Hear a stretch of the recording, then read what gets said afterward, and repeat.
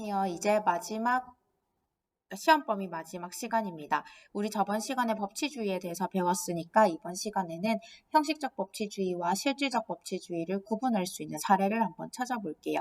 자, 교과서 16페이지를 보면 히틀러에 대한 이야기가 나옵니다. 자, 이 지문을 한번 읽어보세요. 자, 이걸 보면 수성이 든 히틀러가 내각을 구성한 후에 의회한테 시킨 일이 있는데 의회한테 이런 법을 만들도록 했대요. 자, 이때 말하는 수권법이 뭐냐면 법률을 제정할 수 있는 권한을 행정부한테 위임하는 법률이래. 법률은 원래 의회만 만들 수 있거든요.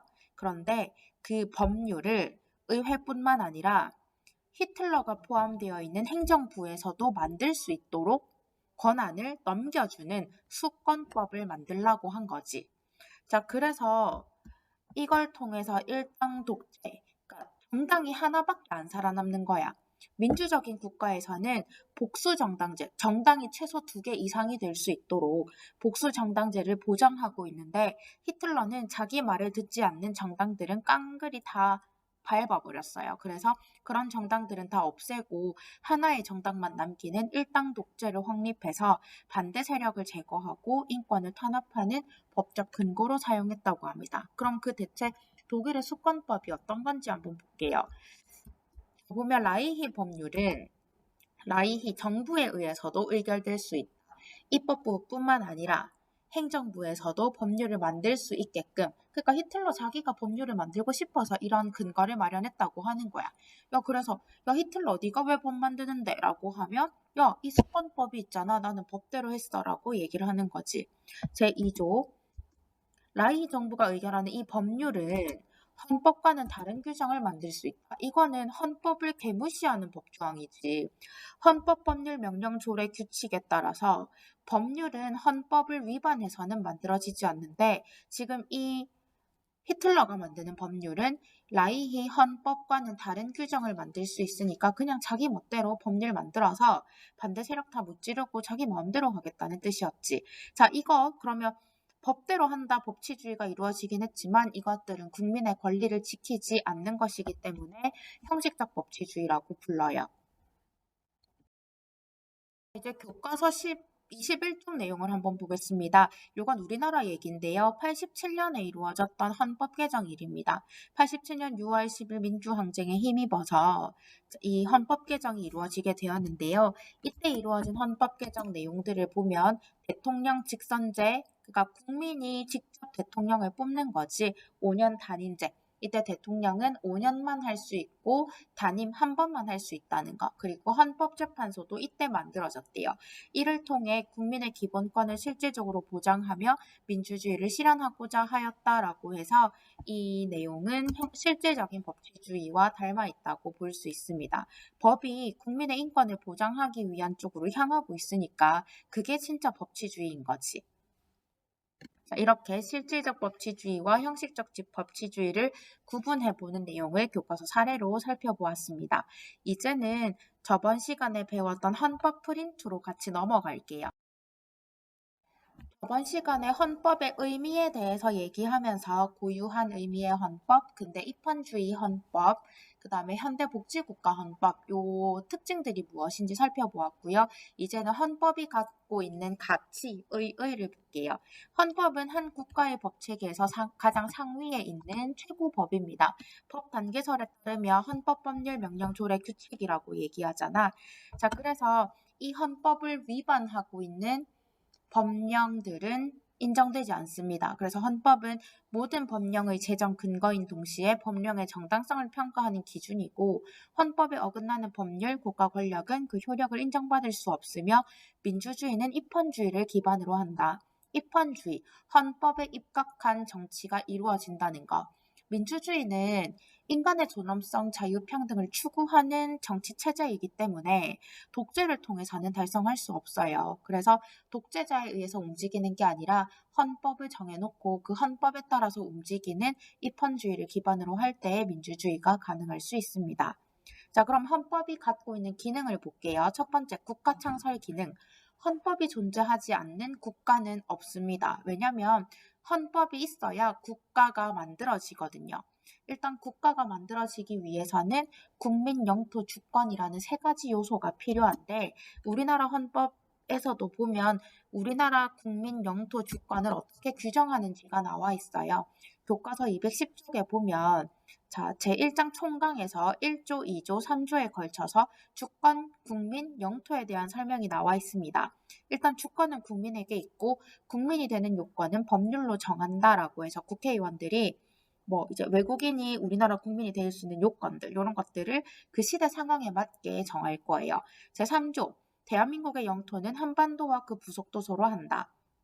이게 솔직히 좀 어느 정도 좀 말이 있는 조문인데 영토를 한반도와 그 부속도서로 할 때 한반도라는 건 이 대한민국을 호랑이로 표현했을 때 호랑이 몸통 전체잖아요.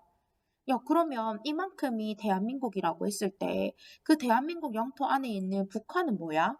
그럼 북한은 이 논리로 따르면 이 남한 땅에 체류하고 있는 불법 단체라고 된다고 해석될 수 있어요. 그래서 이게 대한민국이 추구하고 있는 평화 통일의 조항이랑 이 제3조가 어느 정도 좀 대치되는 성격을 가지고 있다라고 해서 이 법조문들을 조화롭게 해석해야 될 필요성이 있다라고 얘기들 하고 있습니다. 자, 헌법의 두 번째 기능 기본권 보장. 요거는 헌법은 기본권을 규정하고 있으니까 그렇고요. 조직 수권은 이때 수는 줄 숫자인데요. 조직들한테 권한을 주는 거야. 그래서 대통령은 무엇을 할 수 있는지, 그 다음에 국회가 법을 만들 수 있다. 대통령은 국가를 대표한다. 뭐 헌법재판소는 위헌법률 심판을 할 수 있다. 이런 식으로 각각의 기관한테 권한을 부여하는 역할을 하는 동시에 권력을 제한하기도 합니다. 왜냐하면 대통령은 법을 만들 수 없거든. 법을 만들 수 있는 권한을 부여받지 않았기 때문에 그런 거에 대한 권력을 제한하고 있어요. 그 다음에 정치생활 주도 사회통합 실현 요구는 뭐냐면 대한민국이 추구하고 있는 가치가 무엇인지를 드러내고 있다고 볼 수 있거든. 예를 들어서 대한민국 헌법에 보면 경제적인 측면에서 자율성, 창의성을 존중한다, 자유를 추구한다, 열심히 돈 벌고 그거에 대한 대가를 너네 스스로 가져가라, 재산권은 지킨다라고 되어 있지만 그 다음 조항을 보면 균형 있는 국민 경제의 성장, 뭐 안정된 소득을 보장한다 이런 식의 내용이 들어가 있거든요. 그러니까 대한민국은 경제 성장만 추구하는 국가가 아니라 복지, 환경, 사회적 약자, 그다음 사회적 불평등의 해소 이런 것들까지 생각하는 국가라는 뜻이거든. 그래서 이런 가치를 추구한다는 걸 헌법에서 제시하고 있다는 걸 볼 수 있고요. 이런 갈등이 벌어졌을 때 각각의 국가기관을 통해서 어떻게 갈등을 해결할 수 있는지 절차를 마련해 두고 있다는 점에서 정치 생활을 주도한다, 사회 통합을 실현한다라고 설명할 수 있습니다. 이제는 교과서 교과서 이번 마지막 범위입니다. 자, 페이지 22쪽에 보면 헌법을 제작한 기본 원리 6가지가 나와 있는데요. 국민 주권주의, 자유민주주의, 복지국가의 원리, 문화국가의 원리, 국제평화주의, 평화통일의 지향, 이 6가지를 바탕으로 우리나라 헌법이 만들어졌다고 볼 수 있습니다. 자, 요거 하나하나 살펴보도록 할게요. 첫 번째 국민주권주의부터 살펴보겠습니다. 국민주권주의는 우리나라 헌법 제1조에 나타나 있는데요. 대한민국은 민주공화국이다. 그리고 주권은 국민에게 있고 모든 권력은 국민으로부터 나온다라고 해서 국민주권주의를 명시하고 있습니다. 자, 그렇다면 주권이 뭔지 한번 볼게요. 주권은 국가의 의사를 최종적으로 결정할 수 있는 최고의 권력을 말하는데 그런 권력이 국민한테 있다는 겁니다. 그래서 그런 목소리를 국민들이 표현할 수 있도록 그런 창구들을 열어놓고 있는 다양한 제도들을 마련하고 있는데요. 그래서 우리 헌법에서는 국민주권을 실질적으로 보장하고, 그래서 국민들아, 너네가 주권을 가지고 있으니까 너네가 이야기를 한번 해봐. 라는 식으로 국민들이 뭔가 선택하고 국민들이 표현할 수 있는 창구를 열어놨다고 생각하면 돼요. 그래서 국민주권을 실질적으로 보장하고자 다양한 제도가 마련되어 있는데 첫 번째로 살펴볼 것은 참정권을 보장하고 있다는 겁니다. 정치에 참여할 수 있는 권리를 보장하고 있기 때문에 국민투표제도 이루어져 있고요. 민주적인 선거제도 또한 시행하고 있습니다. 또한 국민들이 자신의 의견을 자유롭게 표현할 수 있도록 언론, 출판, 집회, 결사의 자유를 보장하고 있고요. 뭐 선거제도, 복수정당제, 지방자치제도를 시행하고 있어요. 자, 일단 정당이라는 말이 좀 생소할 수 있는데요. 여러분이 알고 있는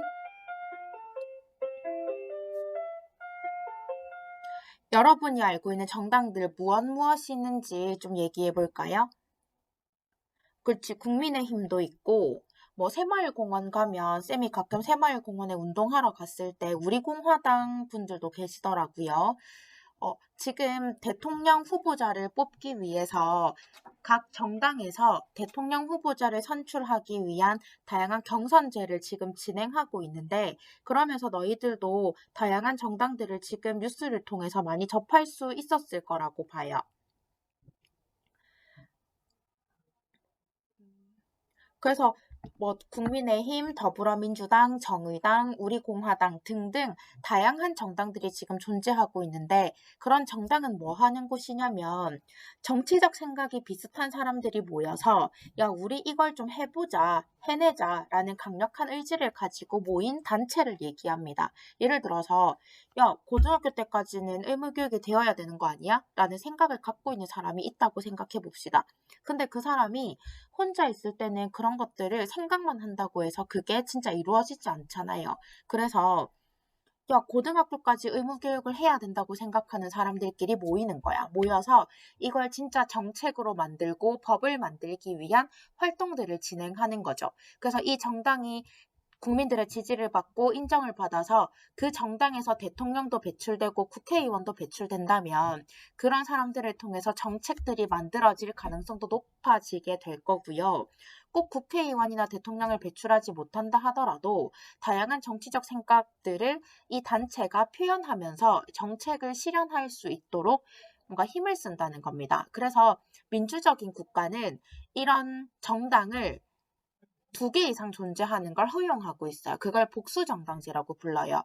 독재국가는 정당이 하나밖에 없어요. 아까 우리가 살펴봤던 히틀러의 상황에서도 히틀러가 자신을 반대하는 목소리를 다 목살시키고 일당 독재체제로 나아갔다 했잖아. 이때 일당은 하나의 정당만 존재한다는 걸 뜻해요. 그래서 민주적인 국가는 다양한 목소리가 나올 수 있도록 복수정당제를 허용하고 있다는 거. 복수정당제를 보장하고 있다는 거. 그리고 옆에 지방자치제도도 있는데요. 지금 주권, 국민들의 주권, 결정권 이런 것들은 우리 직접민주정치, 간접민주정치 할 때도 비교하면서 배웠는데 영토가 작고 국민의 수가 작고 그럴수록 직접 민주정치를 행할 수 있는 가능성이 더 높아졌잖아. 그러니까 나의 발언이 힘을 가지고 있는 가능성은 이 집단의 규모가 작아질수록 더 좋잖아요. 그래서 지방자치제라는 건 내가 살고 있는 지역에 대한 결정권을 그 시민들이 갖도록 하는 거야. 그 주민들이.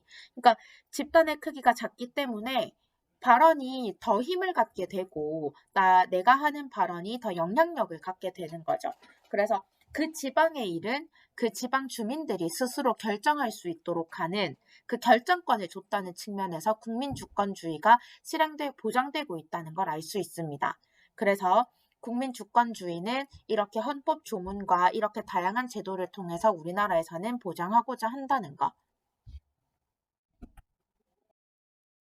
자, 2번째 자유민주주의에 대해서 살펴볼게요. 자유민주주의는 자유주의와 민주주의가 결합되어 있는 원리인데, 이 민주주의가 그러니까 자유주의와 민주주의가 결합되어 있어서 그걸 자유민주주의라고 부르는데, 이건 헌법에 어떻게 나타나 있냐면, 우리나라는 자유민주적 기본 질서를 뭔가 그거에 입각해서 뭔가를 하려고 한다. 그 다음에 제8조에도 보면 정당은 그 목적과 활동이 민주적이어야 하고 정당의 목적이나 활동이 민주적 기본 질서에 위배될 때는 해산될 수 있다는 것도 나타나 있습니다.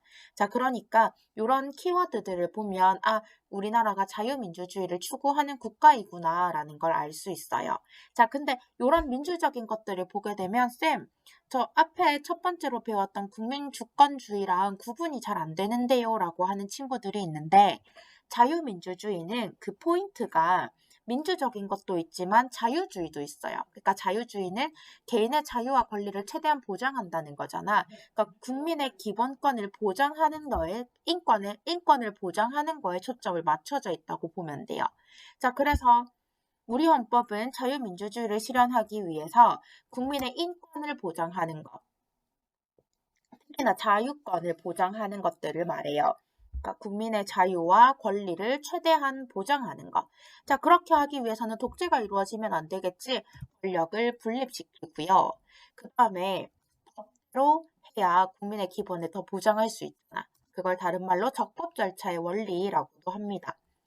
그 다음에 복수정당제를 보장해야 이제 국민들의 다양한 목소리를 민주적으로 받아 안을 수 있고 선거제도가 있어야 국민한테 선택권을 부여하는 그런 활동들을 할 수 있습니다.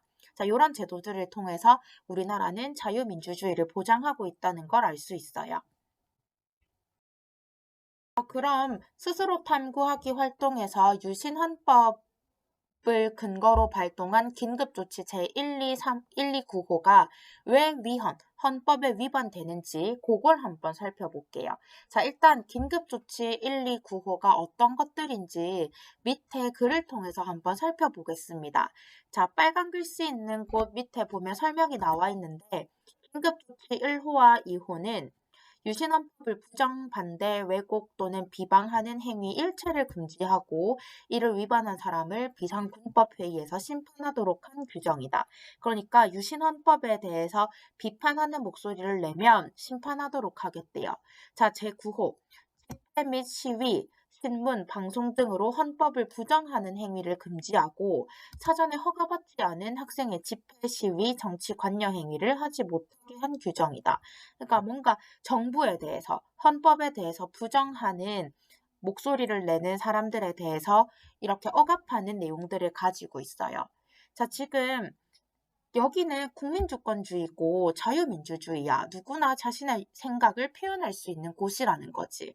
자, 근데 집권 세력한테 정치적인 반대 의사를 표현하는 것은 헌법이 보장하고 있는 정치적 자유의 가장 핵심적인 부분인데 국가 안전에 대한 위협이 아니라 자유민주주의 기본 질서의 핵심 보장 영역 안에 있는 행위다. 그러니까 이 정부에 대해서, 헌법에 대해서 비판하는 목소리는 국가 안전에 대한 위협이 아니라 자유민주적인 기본 질서의 가장 핵심적인 부분이다. 그러니까 누구나 정부에 대해서 비판하는 목소리를 낼 수 있고 그걸 이유로 사람들을 탄압할 수 없다는 내용들이 담겨 있다는 겁니다. 그러니까 이 긴급조치 129호는 자유민주주의 위반으로서 위헌이라는 걸 알 수 있습니다. 자, 이제 복지국가의 원리에 대해서 살펴볼게요. 이 복지국가의 원리 때문에 우리나라의 헌법은 현대복지국가의 헌법이라는 그 단계에서 설명이 되고 있어요. 자, 이 복지를 신경 쓰기 때문에 국가가 적극적으로 개인의 생활에 개입해서 최저임금을 보장하고 이 불평등을 조정하기 위해서 노력하게 됩니다. 그래서 이게 헌법에 나타나 있는 모습을 보면 국민 생활의 균등한 향상을 기한다. 모든 국민은 인간다운 생활을 할 권리를 가진다. 그래서 국가는 사회보장, 사회복지 증진에 노력할 의무를 가지고 119조 국가는 균형 있는 국민 경제의 성장, 안정과 적정한 소득의 분배, 경제에 관한 규제, 조정을 할 수 있다. 뭔가 국가가 적극적으로 뭔가 나선다는 모습을 볼 수 있어요. 그래서 보면 국가는 단순히 형식적인 차원에서 자유를 보장하는 게 아니라 실질적으로 국민의 자유와 권리를 실현할 수 있도록 적극적으로 개입하는 것이 요구되었고 그게 사회권의 보장으로 나타나게 되었습니다. 그래서 우리나라에서는 국민연금, 고용보험, 국민기초생활보장제도 등 각종 사회보장제도 정책을 시행하고 있고요. 최저임금 제도를 해서 근로자가 받아야 될 최저임금의 수준을 강제하고 있으며 국민건강보험제도라는 걸 만들어서 복지의 기반을 마련하고 있습니다. 국가의 적극적인 역할들이 강조되고 있는 걸 볼 수 있어요. 그 다음 문화국가의 원리를 볼게요. 자, 국가가 개인의 문화적 자율 보장하고 적극적으로 개인의 문화적 생활을 구현할 수 있도록 노력하여야 한다는 원리. 쉽게 말해서 대한민국의 문화가 발전할 수 있도록 노력한다는 표현이에요. 그러니까 국가는 대한민국의 문화가 발전할 수 있도록 노력해야 된다라는 거고요. 그러니까 대한민국의 문화가 발전한다는 건 지금까지 가지고 왔던 좋은 정통도 계속해서 계승하면서 새로운 생각들도 발현될 수 있도록 장려하는 거지. 그래서 전통 문화의 계승, 민족 문화의 창달 이런 것들 강조하고 있고요. 개인의 정신적 창조적 문화 활동을 보장하기 위해서 양심의 자유, 표현의 자유, 학문과 예술의 자유 등을 적극적으로 보장하고 있습니다. 책엔 안 나왔지만 종교의 자유를 보장하는 것도 다양한 생각을 보장함으로 인해서 문화가 발전할 수 있는, 다양하게 발전할 수 있는 기틀을 마련하고 있다고 볼 수 있고요. 이런 내용들은 교육을 통해서도 중요한데요. 교육은 우리 전통 문화의 좋은 점들을 알려주기도 하면서 새로운 문화를 만들어낼 수 있는 기초적인 지식도 가르쳐 주고 있는 거잖아. 그래서 평생교육의 진흥, 의무교육의 실시 이런 것들도 문화국가를 만들기 위해서 국가가 시행하고 있는 제도로 볼 수 있습니다.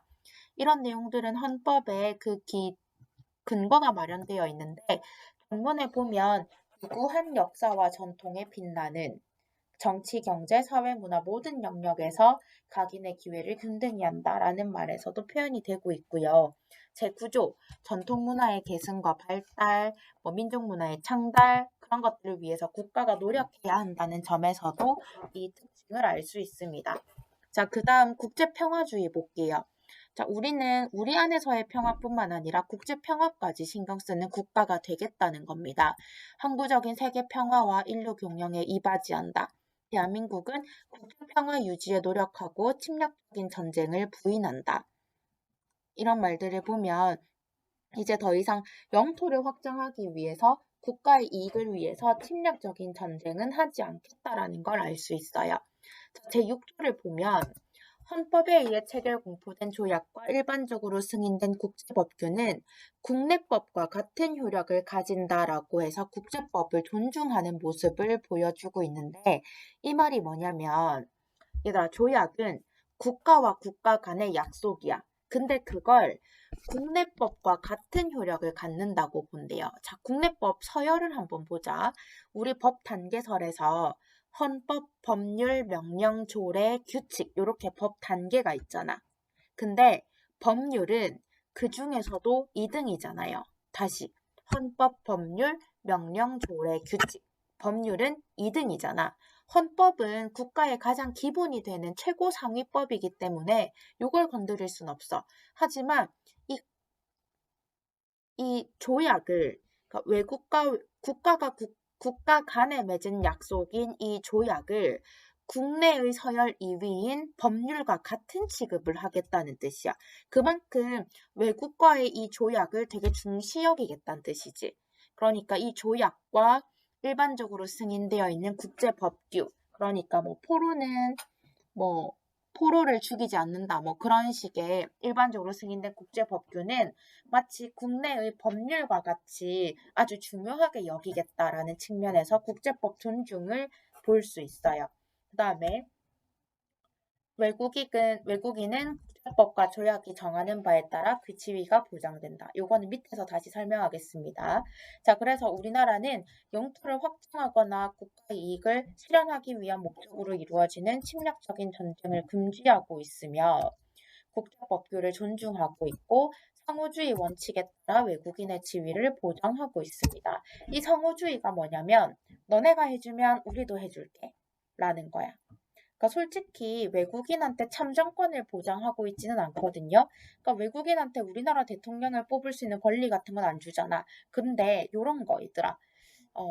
만약에 내가 중국에 갔는데 중국 공무원들이 관리하는 담벼락 밑에서 그냥 내가 막 사진을 찍고 놀고 있었어. 그러다가 담벼락이 무너져서 사람이 사망하는 사건이 벌어진 거야. 자, 지금 우리나라 사람이 중국에 놀러 가서 놀고 있는데 중국 공무원이 관리하는 담벼락이 무너지는 바람에 우리나라 사람이 지금 사망한 사건이 벌어졌단 말이야. 야, 이거 보상 어떡해? 이게 선생님 임용 시험 칠 때 나왔던 문제인데 쌤이 그때 어떻게 적었냐면 아니 지금 국적이 문제냐? 지금 사람이 사망했는데 지금 국적이 중요한 게 아니라 어떻게든 배상을 해줘서 사람이 그 다친 상처를 보다듬어 주어야 된다. 이런 식으로 막 썼더니 쌤이 떨어졌어. 자, 그 이유가 뭐냐면 우리나라 사람이 중국에 가서 그렇게 다쳤을 때 보상금을 준다면 결국 그 돈은 중국 국민들의 세금이거든. 그러면 우리 국민이 다친 것도 아닌데 외국인이 와서 노는 것도 자국민이 다 배상을 해준다면 세금을 더 많이 내야 되는 문제란 말이야. 자, 그래서 어떻게 규칙을 정했냐면요. 한국 너네가 그렇게 보상해주면 우리도 그렇게 해줄게. 이게 상호주의 원칙이야. 그러니까 그렇게 해서라도 외국인의 지위를 보장해줄 수 있도록 그런 근거를 마련하겠다. 외국인의 지위를 그렇게 보장하겠다라고 하는 게 상호주의인 거예요. 그러니까 국민의 세금이 들어가는 문제이기 때문에 너무 좋게만 그러니까 너무 편하게만 생각해서 보상금을 막 주고 할 수 있는 문제는 아니야. 그래서 너네 나라에서 그렇게 해주면, 그렇게 보상해준다는 근거문이 있으면 우리도 그렇게 해줄게, 그렇게 보장해줄게라고 하는 게 상호주의입니다. 그렇게 해서라도 외국인의 지위를 보장하고 있는 거기 때문에 이게 국제평화주의 원리 안에 들어가는 내용이에요. 마지막입니다. 우리나라는 평화통일을 지향하고 있어요. 그래서 평화적 통일을 사명에 입각하여 그리고 대한민국은 통일을 지향하는데 자유민주적 기본 질서에 입각한 평화적인 통일 정책을 수립하고 추진해야 하고 대통령은 조국의 평화적 통일을 위해서 성실하게 의무를 져야 합니다. 그래서 대통령이 된 순간 어떻게 하면 조국의 평화로운 통일을 이룰 수 있을까 고민을 해야 된대요. 그래서 대통령 직속기구로 민주평화통일자문회의가 설치되어 있어요. 헌법이 추구하는 통일은 무력에 의한 게 아니라 평화적인 수단과 방법에 의한 통일이고 궁극적으로는 자유민주적인 기본 질서의 실현을 가져올 수 있는 통일이 되어야 합니다. 이걸 위해서는 북한에 대해서 인도적인 지원도 하고 민간 차원에서 교류도 하고 정부 차원에서도 대화하고 경제적인 협력 및 교류 등도 확대하면서 평화 통일을 위해서 노력해야 한다는 점이 헌법 규정에 명시되어 있어요. 그런데 아까 우리 헌법 제3조 영토 조항을 보면서 이 평화통일 내용이랑은 좀 어긋난 내용이 있다고 얘기했는데요. 헌법 3조에서는 대한민국의 영토가 한반도 전체라고 보면서 북한을 법적인 국가로 볼 수 없다. 북한은 불법적인 단체에 불과하다라고 해석되는데 이 점에 있어서는 평화통일과 배치되기 때문에 이걸 조화롭게 해석해야 될 필요가 있다라는 헌법학자들의 해석이 있습니다. 이렇게 시험 범위 맞췄는데요. 시험 범위가 작아서 공부할 내용, 시험 범위가 작기는 하지만 꼼꼼하게 공부해서 이번 시험 성적 잘 거두시길 바랍니다. 수고하셨습니다.